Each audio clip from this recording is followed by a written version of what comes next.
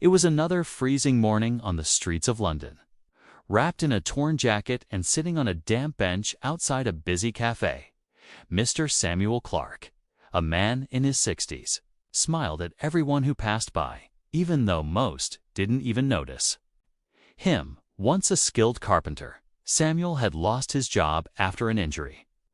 Then came the medical bills, and before long, he had no home, no family nearby, and no one to turn to. But through it all, he never lost his kindness. Each day, he held a handwritten sign that read, "Be kind. You never know who needs it." He never begged, never asked. He just gave a warm good morning and a nod, sometimes offering half of his sandwich to a stray dog or helping the elderly cross the road. One rainy afternoon, a young boy named Ethan rushed past the cafe with his backpack unzipped. In his hurry, his wallet fell onto the wet pavement. Samuel saw it happen. He picked it up and shouted after him, but the boy had already vanished into the crowd instead of keeping it. Samuel walked all the way to the nearest police station and turned it in. The wallet had over £200 and a student ID. Later that day, Ethan and his mother returned to find Samuel. The boy was stunned. "Why didn't you keep it? You could have used that money." Samuel smiled gently. "Because it wasn't mine. And kindness isn't about what you have. It's about who you choose to be." Ethan's mother took a picture of Samuel and posted it on social media with the caption, "He may be poor, but today he taught my son a lesson worth more than money."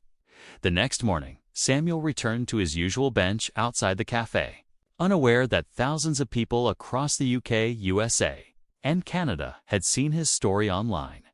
He was sipping tea that a kind barista had offered him when a woman approached with a microphone and a cameraman behind her.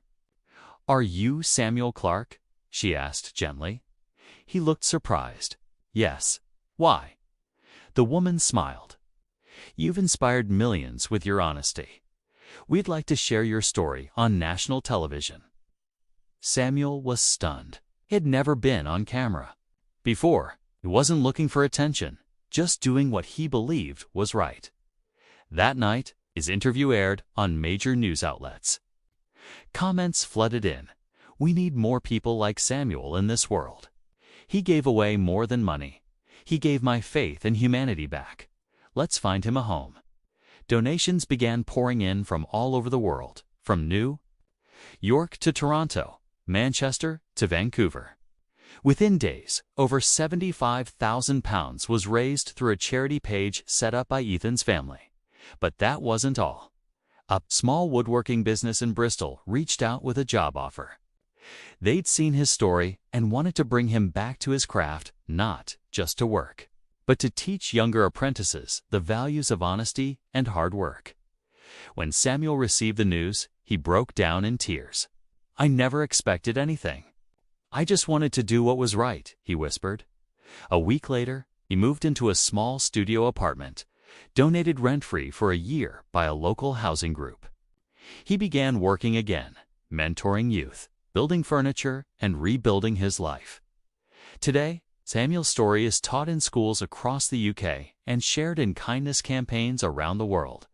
Not because he was rich, not because he was famous, but because he proved that kindness is a form of wealth anyone can afford.